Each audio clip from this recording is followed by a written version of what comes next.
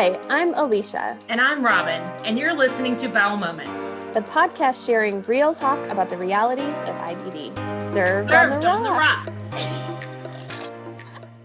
This week we talked to Sam Reed. We talked to her about her Crohn's disease and about her job doing advocacy work for people living with chronic illnesses. We talk a lot about the costs of inflammatory bowel disease and cost controls. We talked to her about connecting with others, and we also talked to her a lot about social media. Cheers.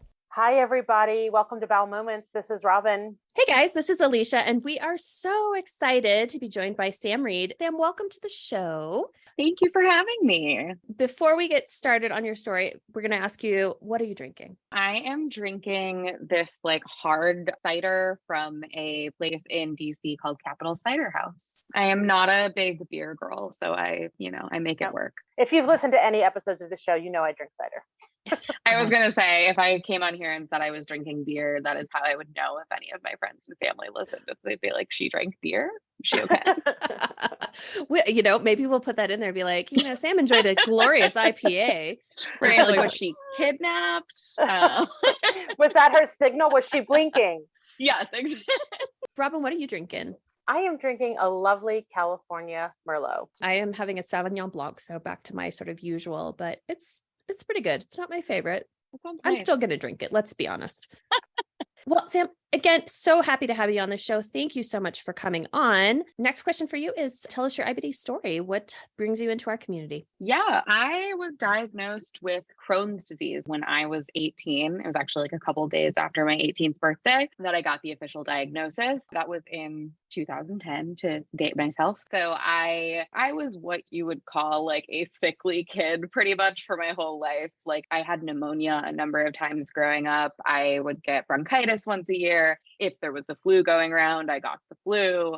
I generally had what my family described as a nervous stomach. And, I think a lot of people in my family also had stomach issues. And so we didn't think too much about that specifically until I was probably sophomore, junior in high school, and it started to get more serious. By the time I started senior year of high school, I had lost a lot of weight pretty dramatically quickly. I remember people at the end of senior year, I remember people asking me what prom diet I was on. And I was like, oh, no, I'm not on a prom diet. I'm just I can't eat anything but saltines and ginger ale. And so, yeah, also throwback to 2010 when people would just say that without blinking an eye, which they still do. Anyway, I digress.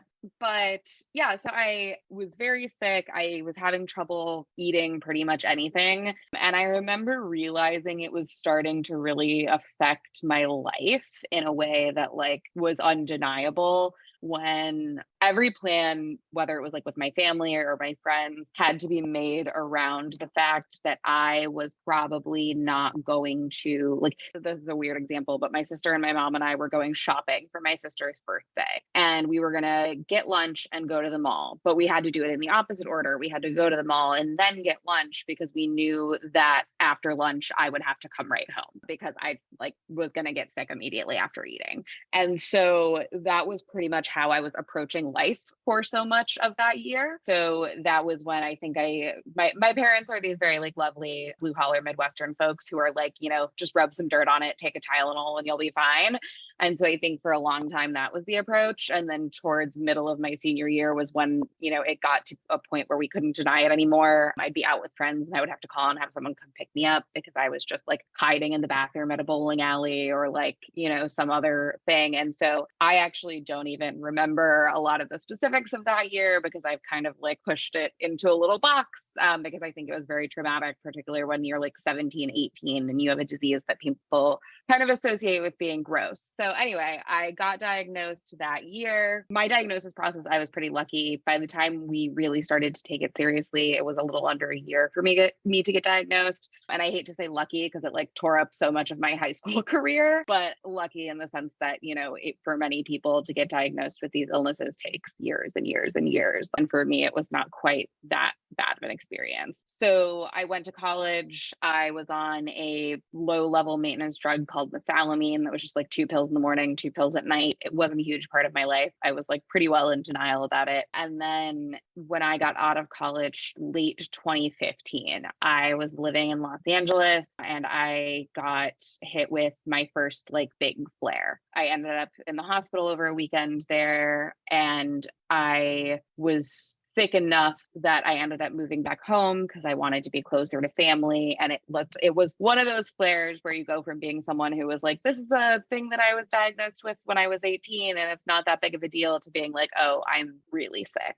And that happened pretty quickly. And so I spent pretty much the entirety of 2016 in a flare on pretty high dose prednisone. And that is when I got into like advocacy work and writing about it and volunteering and being more open about it. Because up to that point, it felt like something that I could like be like, this is a very small part of my life. And then 2016, when I was in that flare, was like, oh, suddenly this is the biggest thing in my life. Because, you know, that's always why it's one of my biggest pet peeves when people are like, she's so great because she doesn't let her illness define her. I'm like, there have been points in my life where my illness is the definitive thing about me. And it's because I'm that sick. And like, that is horrible. And like, that is what it is, but it doesn't help to be like, no, you can just move past it and work beyond it.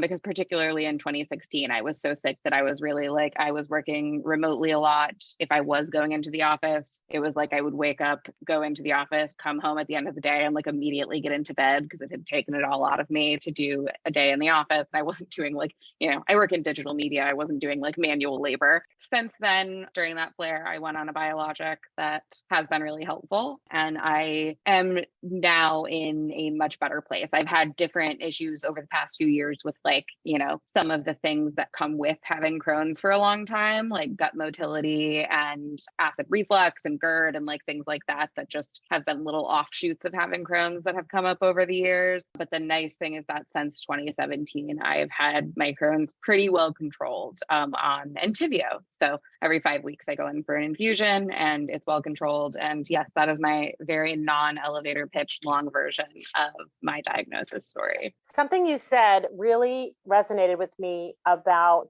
you know, being able to push through your illness and people saying, you know, you don't let it define you. Before I had my surgery in 2020, I had been pretty sick for at least 3 years, like starting to get tests and all of that. And when I told my coworkers that I had to go out on medical leave, several people replied to my email saying, we did not even know you were that sick. Like we had no idea. Like you have still been going over and above for work, getting all of these crazy things done. And now you all of a sudden have to go out for surgery and we're basically shocked that you're leaving. It's, you know, yeah. That's really common in my experience. I think back to like before my first flare, 2015, I didn't really have any friends who were also sick. It was also a different time social media wise. But I think that now that I have friends who are sick, I've heard that experience a lot of people who are like, they're sick and they're also kind of like really intense perfectionists and overachievers. And I know that I am guilty of that. Like I will run myself into the ground before I will not meet an expectation. And that is really bad in general for anyone, but it is particularly bad if you have an illness. A thing that I remind myself a lot is like, if I don't take time to stop, like my body's going to take it for me at some point. And so figuring out how to balance that, like I am very career oriented and I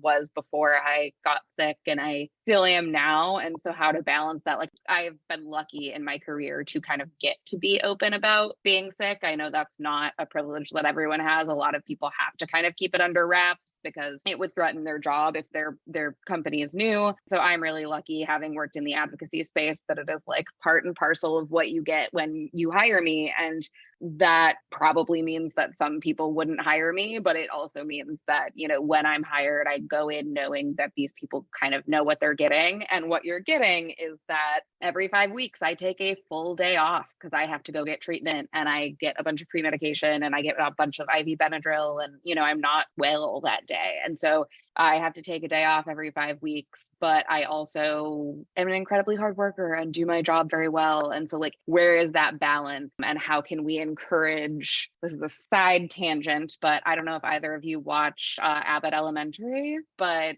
the actor from that show who plays Mr. Eddie, one of the teachers, has Crohn's disease, and he won a Golden Globe the other night. And that to me, I'm just like, we are so amazing. There are so many of us who are so good at what we do and like so incredibly talented. And there are so many workplaces or organizations or TV shows or, casts or whatever that are missing out on that because they don't want to hire someone who has, who needs accommodations. And it's like, you can make these slight accommodations and have these incredible, talented people on your staff. You just have to be willing to like think outside the box. Yes. I just told my boss today that I'm going to Mayo next week and just spending the whole week because it's easier for me to just get there, stay there, go back and forth to appointments. So while I will not be taking time off, I will have a 30-minute block where I have to go get a blood test run or get an x-ray or whatever that looks like. And she's like, no big deal. Just make sure you let me know when you're not available for a call or to respond. Not everybody's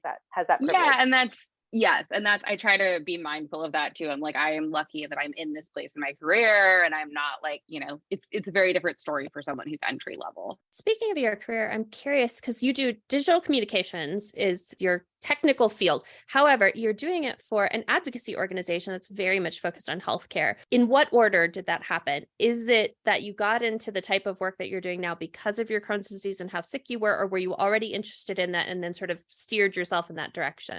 Yeah, so it was a little bit kismet. My degree is in English literature, so nothing to do with anything.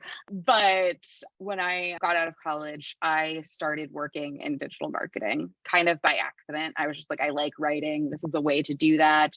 I worked in like content management, writing content for websites, and I was doing all of that and worked my way up to like basically a social media manager style role and was really happy, thriving, doing that kind of work. And then I got really sick and I continued working at that company for like 2 years while I was sick. And then right as I was kind of on the upswing, weaning off of prednisone, starting to like really do better, my older sister, who has worked in politics for a long time, she had kept sending me job descriptions for political jobs. And I kept being like, I don't want to do that. Like that's your path. That's not my path. And also an important thing to note about political work, or at least my understanding of it at that time, was that if you want to work in politics, you have to work on a campaign. And if you want to work on a campaign, you can't be a sick person, which I now know is not entirely true. I now have many friends who actually also have IBD who have worked on campaigns, but I was very much always like, I can't work a job that ends in December of that year because I need health insurance. Like I can't have kind of like jobs that only last a year and then I have to find a new one. I have to have stability. So anyway, I had been telling her no for a long time, but she was living in DC and wanted me out there too.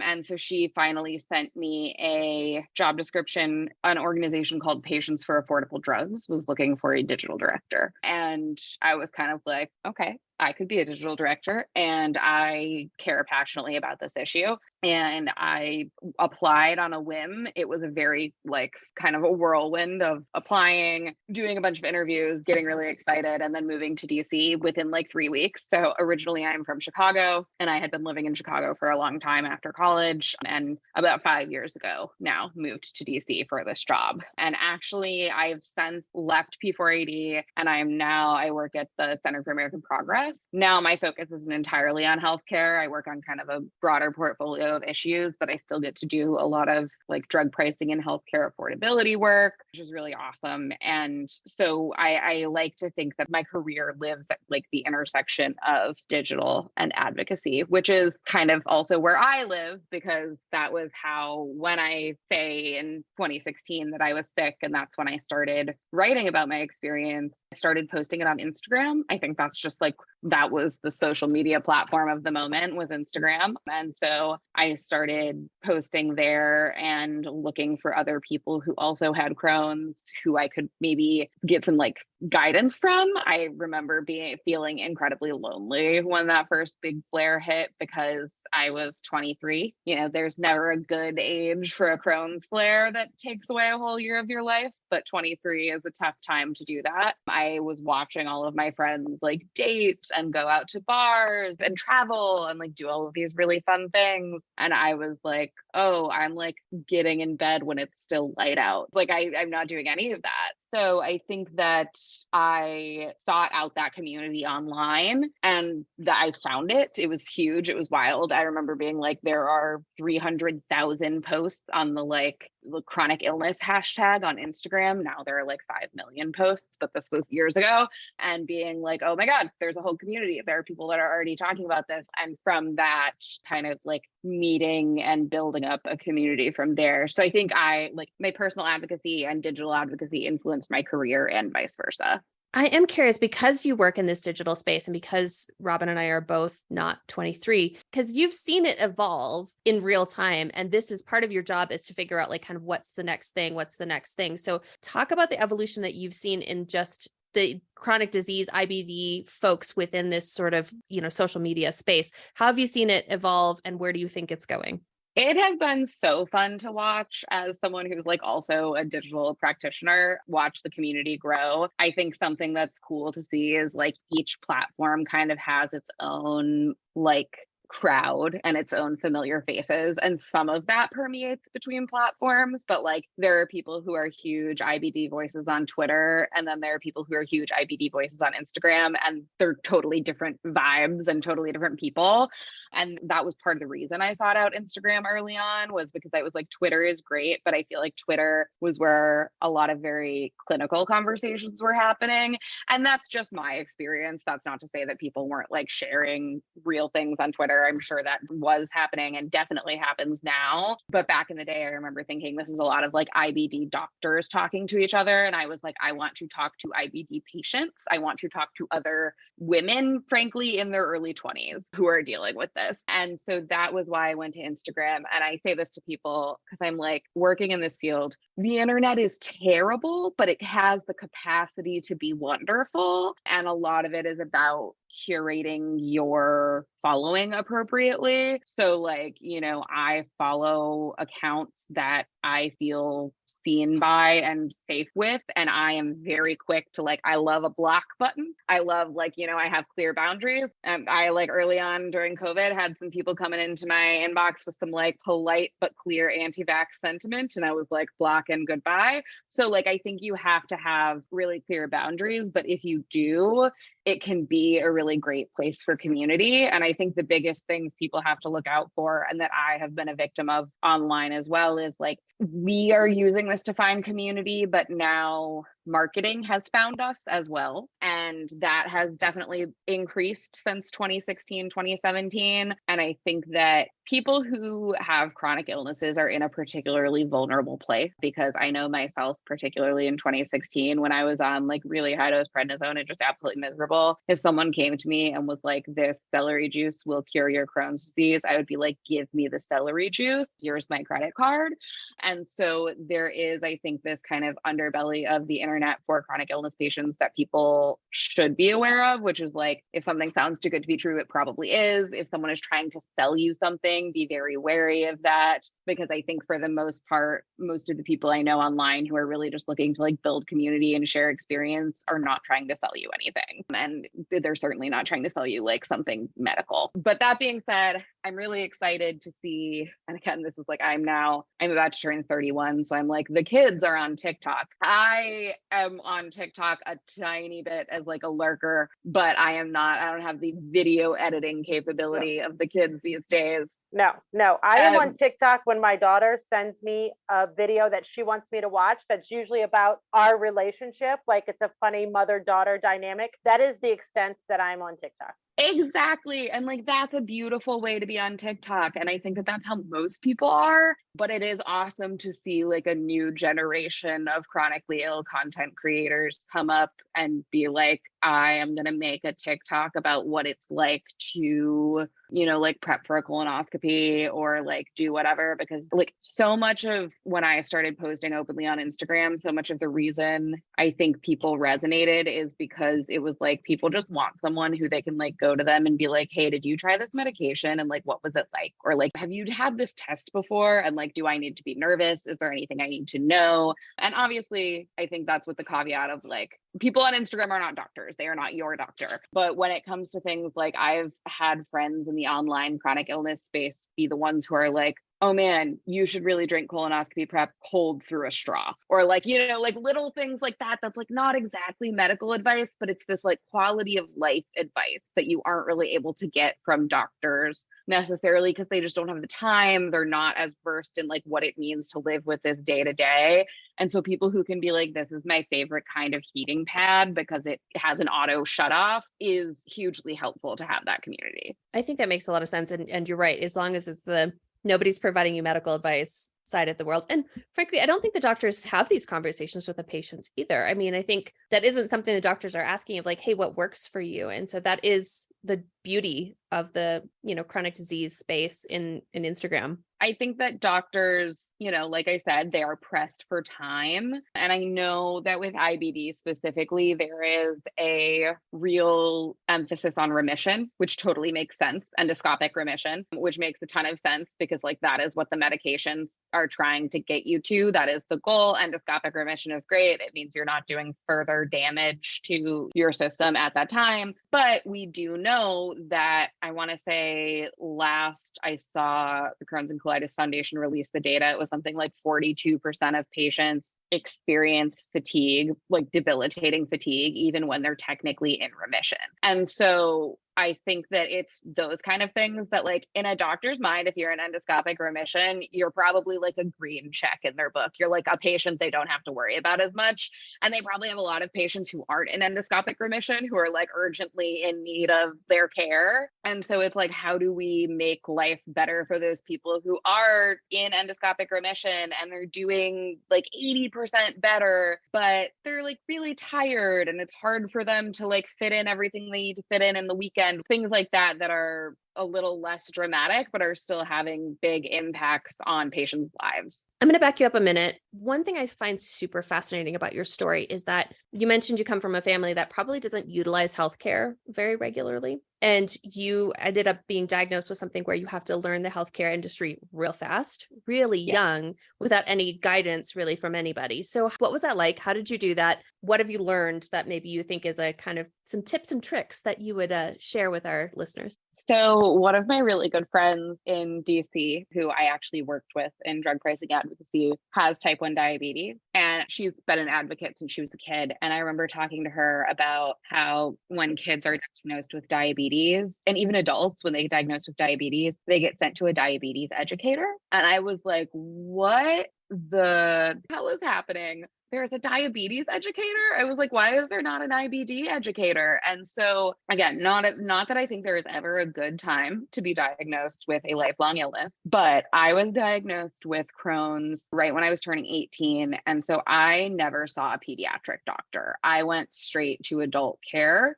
And because of that, I know I kind of blame it on not seeing a pediatric doctor. Who knows if it would have been any different. But like I have friends who've had this like really lovely experience through of like being like handed off to an adult doctor. And they're like, they went to Camp Oasis and they like knew the whole jam. That was not me at all. I knew nothing about Crohn's disease. I knew nothing about autoimmune diseases. I knew nothing about anything. And my parents, I think we've talked about this a lot, me and my parents in recent years, since I've gotten really into advocacy, that at the time I remember thinking like, why are they not telling me what to do? But they didn't know what to do and no one was telling them. And I remember some of the doctors at the time even being like, oh, she'll be, like it's not that serious. Like she doesn't have a very severe case. Then fast forward 5 years and I was in this horrific flare that no one had prepared us for. Like when we were told she has a mild case, it was not presented as like she has a mild case, but this is a disease that ebbs and flows. It was like,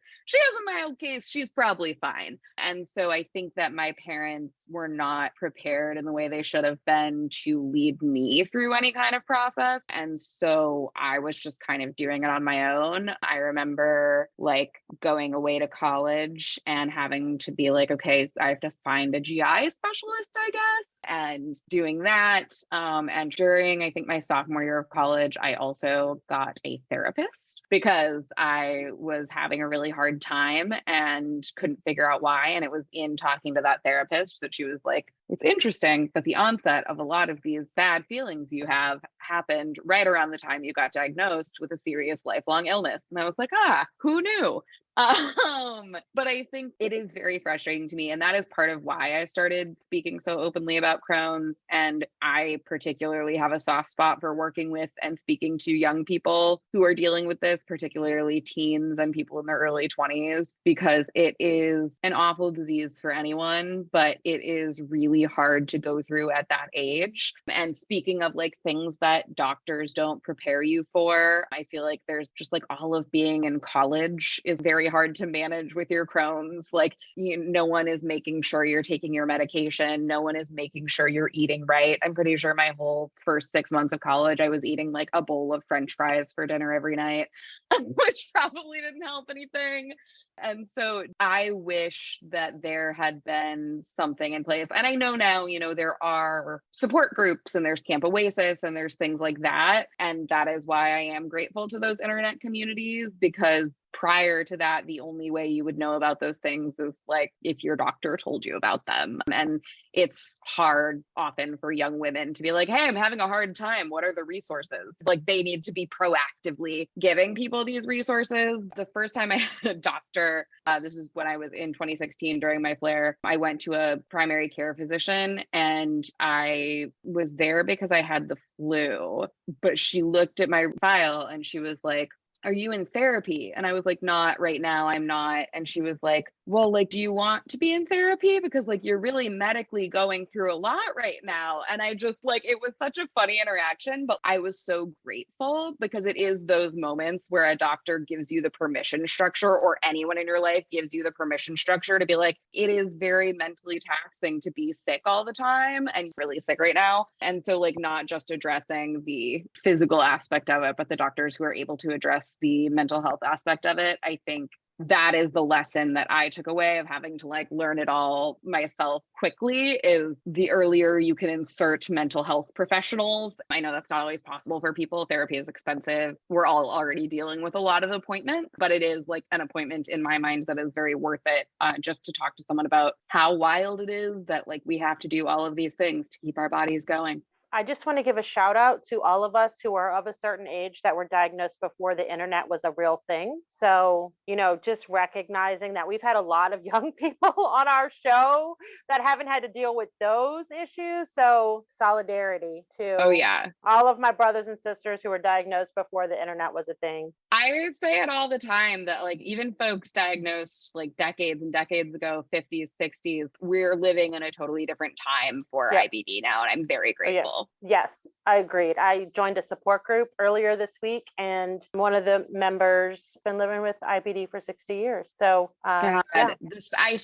like, my mind is like, I would love to hear the stories, but I would probably hate to hear the stories. Like, I'm sure it would break my heart to hear every time. I mean, that's the other thing too, is, IBD is often hereditary. We don't know, like, I don't know where I got it. There's no one in my family that we know of that has it, but so many friends of mine are like, yeah, I have it. And my dad does too. And I'm always like, your dad must have seen some absolutely wild days of like, let's just treat this with fully steroids. And hugs. That was one of the doctors that came on before a lot of these medications. She's like, I just was like, kind words and hugs. I mean, you got to do what you can. You have to do what you can. Right. You got to do what you can. Today, yesterday, this week, I posted a prompt on our stories from Christine Riches. From her book, she did journal prompts, and it was, what would you want people to know? And how would you describe it to someone who doesn't know about it? And one person said, it's a full-time job that you don't get paid for. Yes. And you can't quit. And you can't quit. Ugh. That's the thing, is I think the work that goes on behind the scenes to appear even like just quote unquote normal, I think is something that a lot of people don't see. And that is the invisibility of it, right? Is that people don't know all of these things that you have to do. And that, to that point, that's why when people are like, oh, I didn't even realize you were so sick, I kind of want to be like, I mean, I'm always operating on a baseline that's like a little bit lower, than most of my peers. And so for me now that I am, on Entyvio and doing a lot better in terms of some of the traditional GI symptoms, for me now, it looks most like pacing. Like I really just have to be really mindful of if I have a big activity to do, like a party or something on the weekend, that has to be like the only thing I do that weekend. Or, or if I am going out to do something one night after work this week, that can be the only night after work that I have something to do, because the other nights after work, I need to come home and like not just come home and go straight to bed, but like the little life admin tasks that people don't think of that take up so much of someone's energy when they're living with fatigue, of like doing your laundry or feeding yourself or, all of those things. And so that is also why I think it's so important for folks who are in that like middle ground of like, they're not quite parents themselves, but they're out of their parents' house. And like, just in talking to friends who aren't living with chronic physical illnesses, like that is a very tricky time in your life to kind of figure out like who you are and how you operate and, what you want your life to look like. And having an illness where you have to be like, okay, let me do some quick math. I'm like, okay, can I say yes to this plan? Because I already have all these other things to do and that work project to finish. And like, none of those things are negotiable. So fun, unfortunately, kind of often becomes the negotiable part. It's like either fun or rest, and rest, like I said, if you don't rest, your body will make you. And I feel like DC and New York and some of these certain cities, that side of it is so ingrained in just how you function within that. The fabric of the DC community or the New York community is just this, like the workday doesn't end at 5, it extends and it goes into cocktails and dinner and all of these social events. And so it's hard to function within these types of societies that are built for people that don't have to factor in these types of, it's built for the able-bodied, essentially. It's they don't have to factor these things in. And so how do you strive and get ahead in these communities when that's the structure? It is so hard. And I try, and it's so funny. I always think through, I'm like, I've had Crohn's for 12 years. I should be better at some of these things by now. But some of it is so innately human nature. Like in December, I had an all-day conference that I went to. It was local. It was in DC, but I was sitting in a conference room all day, which is something that I haven't done in a long time. And anyone who's ever been to a conference knows it's like a long, tiring day. And so by the end of it, there was a happy hour after, and I was like, the like chronically ill part of my brain was like, you have to go home. Like you are exhausted. You have to go home. You have things you need to do. This has been a really long day for you already. You have to go home. And then the like career and fun and like you like these people and you want to keep talking about these things and chat with these people side of my brain was like, go have one margarita.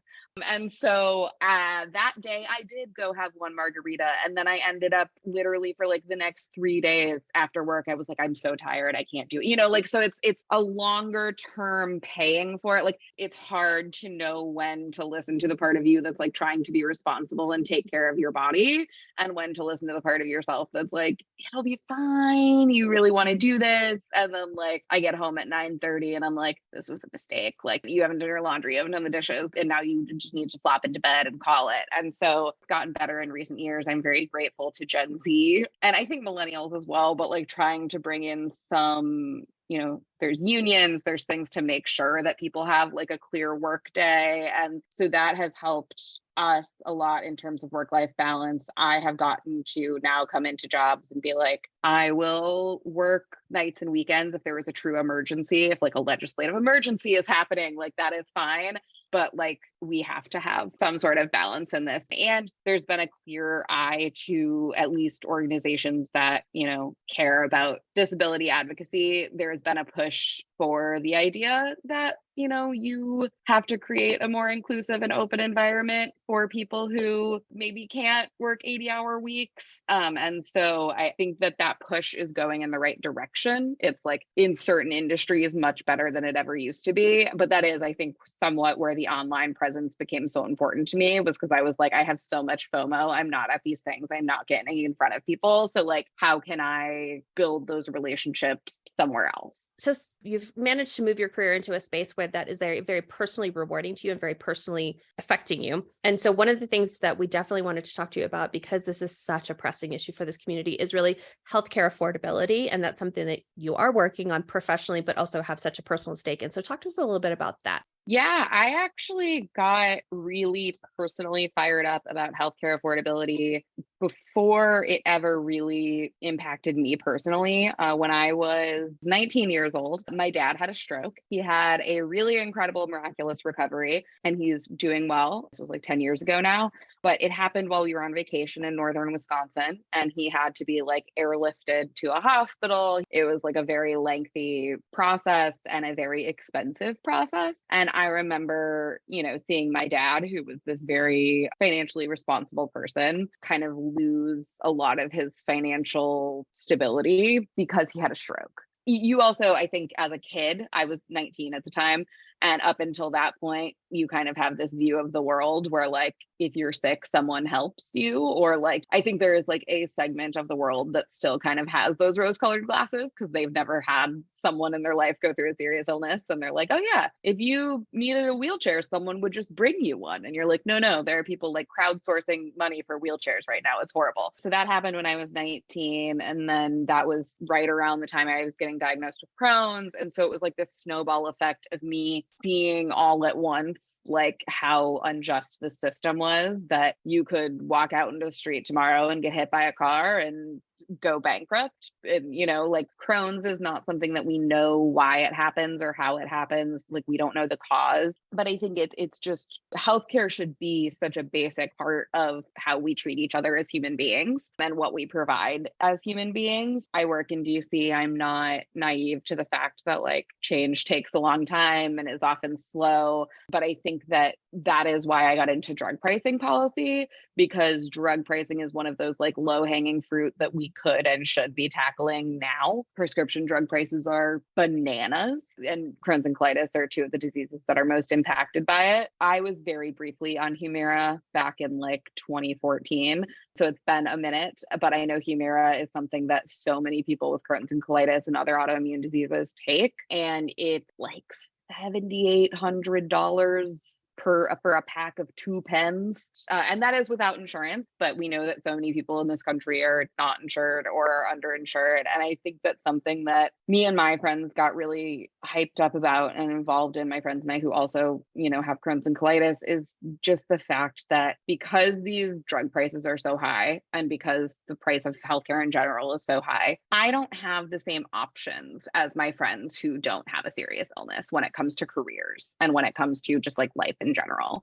And that was, back to my reasoning for avoiding politics for so long, was that I was like, I can't get into a cyclical industry where like every few years I have to find a new job, because if I am off of health insurance for even a few months, it will totally wreck my remission status. It has the potential to totally wreck my remission status, because these biologics that so many Crohn's patients are on, they're only able to be on them because of insurance and patient assistance programs. So if you lose your job for just 3 months, I don't know anyone, it's roughly $8,000 a month without insurance to be on Humira. I don't know anyone who can pay $32,000 because they were out of work for 3 months to get their Humira out of pocket. And what would happen in that case is the person is like, I don't have that money, so I'm just going to go without it for 3 months. And that is when you have people who have flares, they break out of remission and they get really sick. It costs the whole healthcare industry a lot more. It disrupts that person's life. They might have to go on disability. And the other thing about biologics that's so particularly interesting that I think a lot of people don't realize is like, so I'm on Entyvio right now. If I lost my job tomorrow and was out of work for a few months and was not able to get Entyvio, the longer you're off the biologic, the more you run risk of developing antibodies. And then you can't use that drug anymore. You have to switch to a different option. I am very passionate about this because in 2016, when I was really sick, they put me on Entyvio and thank God it works, but it took a solid like 8 months to start working, which is not uncommon with biologics. They can take up to 6 to 9 months to be in like full loading dose, like in your system territory. And so I always say, I'm like, I don't have 8 or 9 months to play around with. Like, I can't give up 9 months of my life because an insurance company or, something decided that they don't want to cover this drug anymore. And so I think that is what made me so passionate about drug pricing policy, is just like the mental impact of like knowing that this is the drug that has given me my quality of life back. This is the treatment that has given me my quality of life back. And it could be snatched away by like any number of bureaucratic or like things out of my control is just absolutely maddening.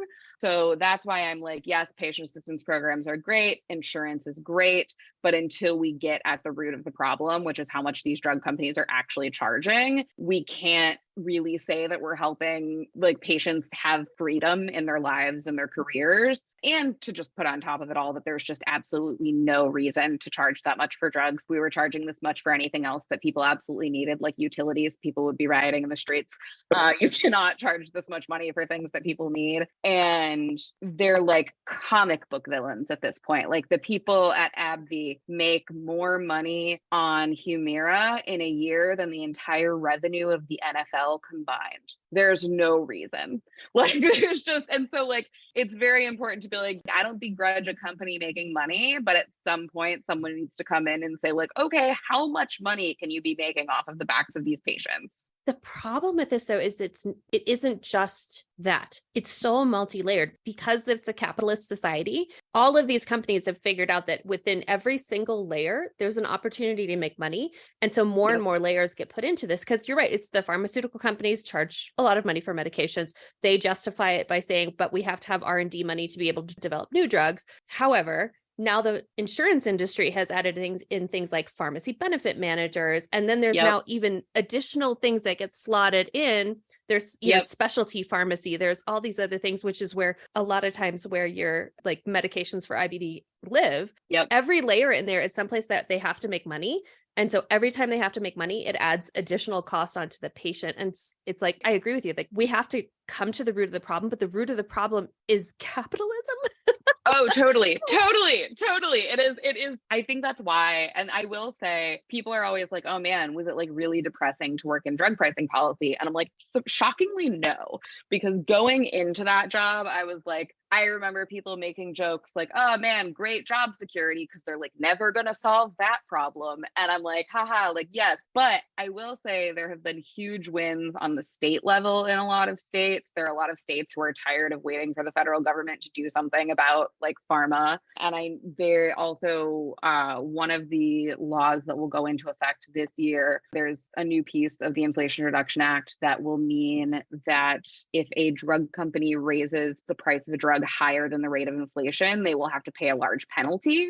I think still to be seen, like how many of them are like, we'll just pay the penalty. But I think it is a good first step in the direction of like, to your point, there are so many targets and having people start to kind of chip away at some of those pieces and be like, okay, we can't solve capitalism, but we can say that like, if this drug company raises the price of its drug over the rate of inflation, we can penalize them for that because that is like tangible. Well, or if this insurance company decides to break their contract with a patient, that they should be penalized. I mean, this is my frustration too, is that, the insurance industry is the only industry that's allowed to like enter into contract with you and then unilaterally change the contract. Yeah, I'm going to get fired up. No, I agree. And I think honestly, the most like difficult emotional parts of the last 12 years of my life have come often not from like the disease itself, even though it is extremely painful and difficult, but the moments have come from, like, frankly, just trying to get the care that I need and being denied. And I've spent hours and hours and hours on the phone with insurance companies. And I now am to the point where it is like, if I have a run-in with my insurance company, my poor therapist knows that, like, I will be calling her, because it is so hard on patients' mental health to exist and try to interface with insurance companies. And every time I interface with the insurance company to try to get some medication that I need, or something that should be approved that isn't approved, or whatever the case may be, I think about how difficult the process is for me. And I am, like, not only educated, but, like, educated in this field. I know a lot about healthcare. My grandma was really sick her whole life. She didn't have Crohn's. She had a variety of other illnesses, but she didn't have a ton of education, didn't have a ton of resources. And she was just kind of eaten up by the system. I mean, she didn't have any of the resources to fight back. And I also just think about the fact that, like, I mean, back in 2018, I had a experience where my prior auth was denied the day I was supposed to get an infusion. And I, like, am doing this whole back and forth, this rigmarole to get it approved. And it finally gets approved. And I'm just thinking through, like, okay, I just spent 5 hours on the phone with insurance to get this approved because I was angry and I was determined to get it done that day, because I knew for my health, this is the schedule that I needed to be on. But there are, you know, single moms paying for childcare who, if they get to their infusion and are told, hey, we can't give you your infusion today because the insurance company said no, they would just have to go home and they just paid a babysitter for nothing. Or people who maybe English isn't their first language, or people who didn't finish high school, any of these people who are trying to navigate this system. If I can't navigate this system, I don't know how a lot of other people are doing it. And they make it that way because I think it is in an insurance company's best interest for you to give up.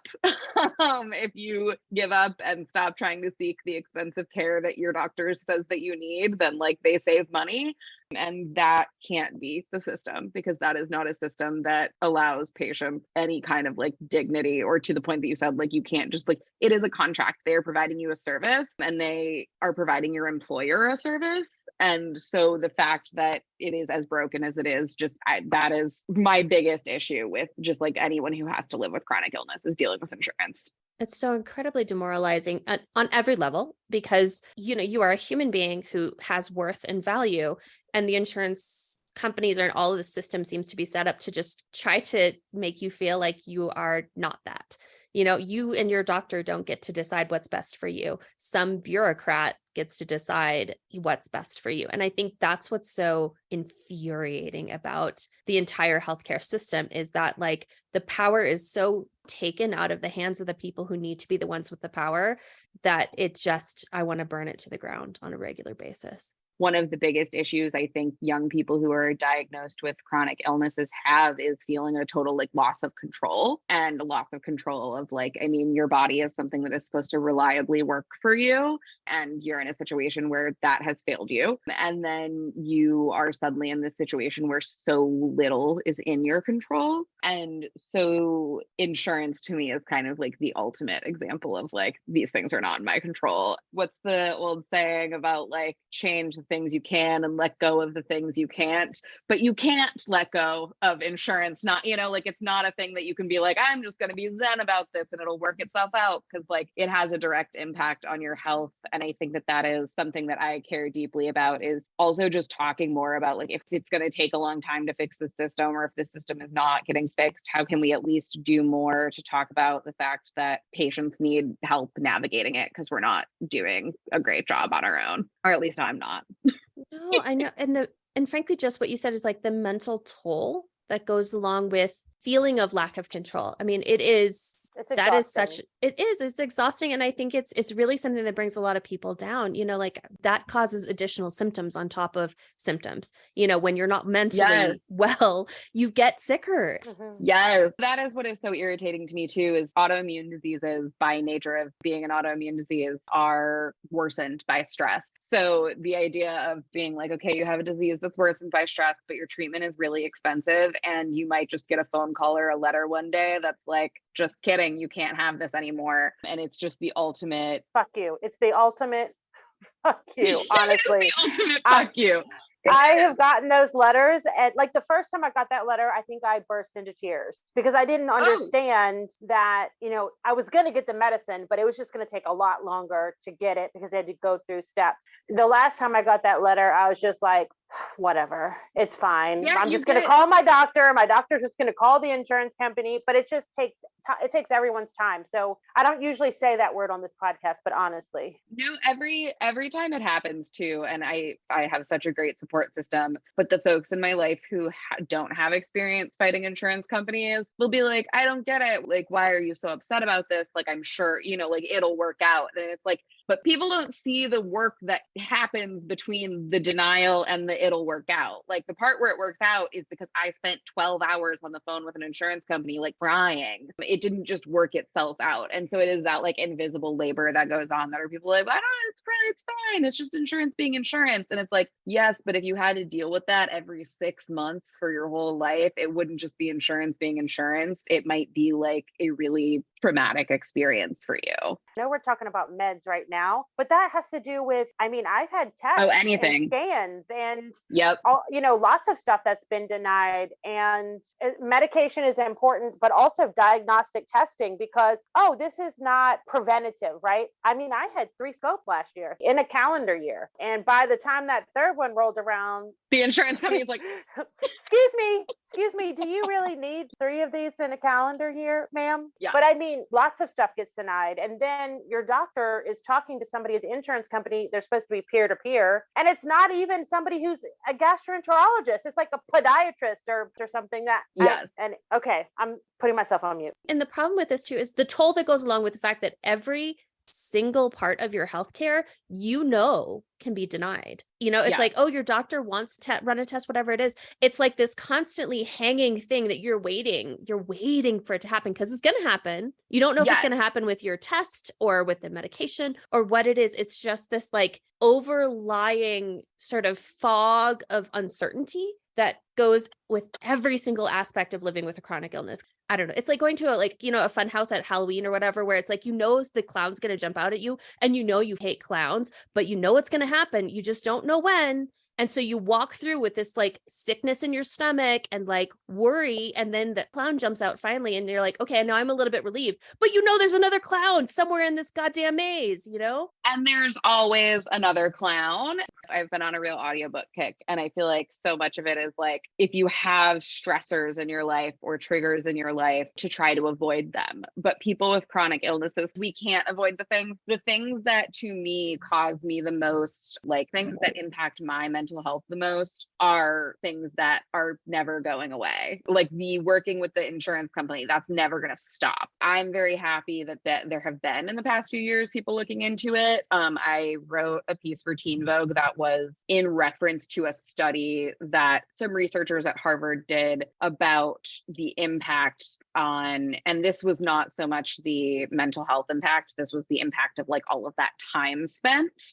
That was what their study was about, was like basically like how much time and energy are people spending on admin related to their illnesses. And it was a lot, but it was funny because when I spoke to the researchers, and it was very great, their research was incredible. But then when I reached out to patients to add some like patient color to the story and talk to them about the study and talk to them about the admin and how it impacted them, all of them said like, yes, it's so much time, it's so exhausting, blah, blah, blah. But all of them almost immediately were like, and it has such a huge impact on my mental health. And it's like, and it's never going away. And I feel very like bogged down by it. And so I'm like, this is something that so many people are reporting. So like, how can we do something, if not to solve the root of the problem, to at least acknowledge amongst ourselves as a community that like, this is a traumatic piece of being ill, even though it's not the first thing that you would think of, that it still is something that is really difficult to deal with. Yeah, that's so demoralizing in and of itself too. It's like, it's there, and the least they could do is cover mental health care.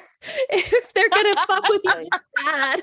Honestly. I know, I'm always like, I'm going to bill Blue Cross Blue Shields directly for all of my therapy. Basically, one of my biggest soapboxes is just getting people to recognize within themselves and be okay with the fact that like chronic illness like IBD can be like a big trauma in your life. And that doesn't have to be like, I don't think admitting that is the bad thing. I think like it happens to you whether you admit or not that it has impacted you. And so better to admit that it has impacted you and that it is, that like you might have a hard time with some pieces of it than be like, no, it's fine. I'm not having a hard time. I have it under control, when you don't, because like, again, that stress will come back to bite you. You mean I can't just tell everybody I'm fine, it's fine, everything is fine over and over again?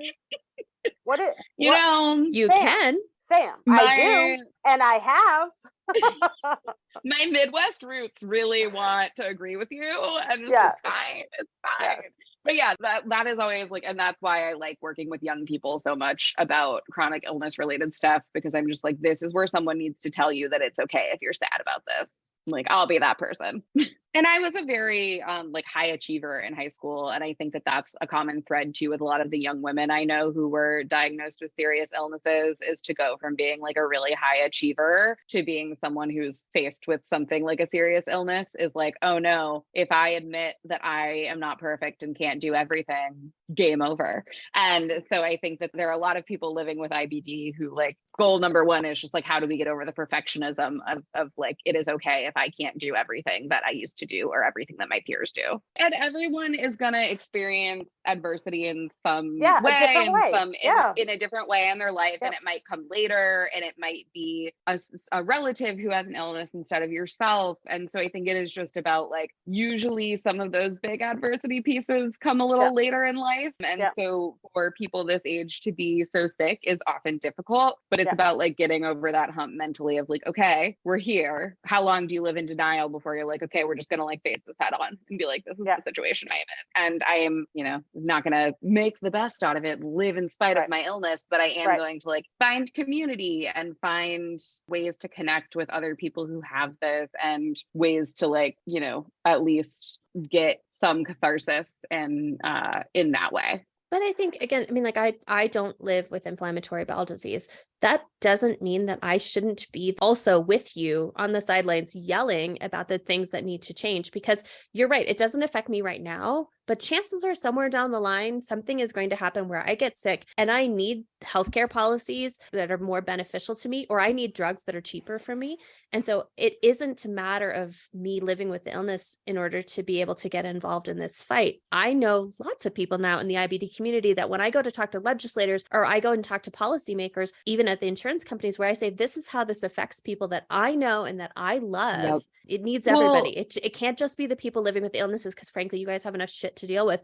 It needs to be all of us in this fight saying this isn't right. Yes. And that is why I was so determined early on when I was talking about living with a chronic illness to not like separate out. Like, I don't have an account for my illness, an account for my real life. It's all one account, because I was like, finding community is important to me, but it is just as important to me that the people in my life who are not dealing with this particular piece of the adversity pie, it's helpful to understand what other people are going through. So I've had people message and be like, oh, this article or this blog post, like I couldn't have this conversation with my family, but it was helpful to send them this. And I've done the same thing where I've like sent my family articles and been like, this feels like a tricky topic to broach, but here's how someone else feels about it, to kind of give you a little validation. And so I think that is, I'm on here posting so that people feel less alone, but also for the people who aren't experiencing this to understand that like you probably have someone that you work with who has an autoimmune disease or a chronic illness or an invisible illness, and they're probably working really hard to seem normal to you. And so like just having compassion for people and whatever it is that they're going through.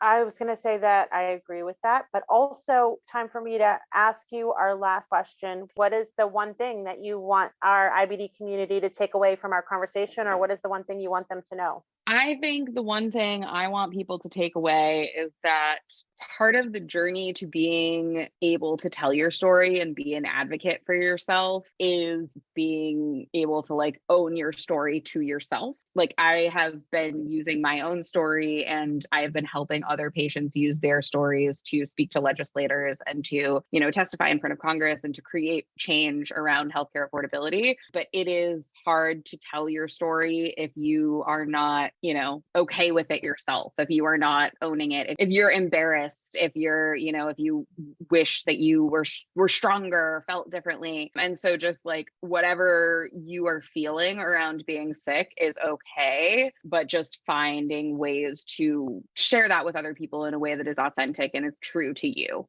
I love that so much. And also, I mean, I've experienced this personally where I went through a long time where I was perfectly fine with my story, with my experience, sharing it, doing what you're doing, helping people to craft their own stories. And then, everything took a turn for the worse. And so I haven't been in that space where I'm okay with what I'm going through in order to share it. And I'm still doing this stupid podcast. What is wrong with me, Alicia? Well, but it's ebbs and flows.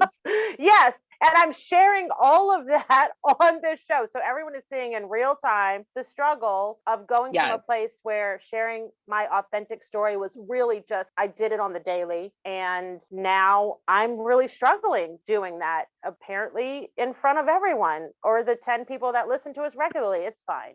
No, I think that's really real too. And that's what I'll say about that is that like it ebbs and flows. Sometimes you're going to feel really motivated to tell your story and you're going to be really fired up. And I mean, I've been doing this work for years and I've definitely gone through periods where someone's like, can you speak to this reporter? Can you work on this project? Or can you like do this thing? And I'm like, no, I just do not have it in me to talk about my disease today. Or like I'm going through a difficult time with my symptoms. And so that is the other big piece of like learning when it is okay to be like, no, not right now. Can't do it today. And that is okay. Boundaries Thank are you both good. so much for having me. Sam, so wonderful to talk to you. Thank you so much for being on. I think it's so valuable for people to hear this. So we're going to end it by saying thank you everyone else for joining us for Bowel Moments and cheers. Cheers. Hey y'all, this is Sam. If you enjoyed this episode, please rate, review, subscribe, and share it with your friends.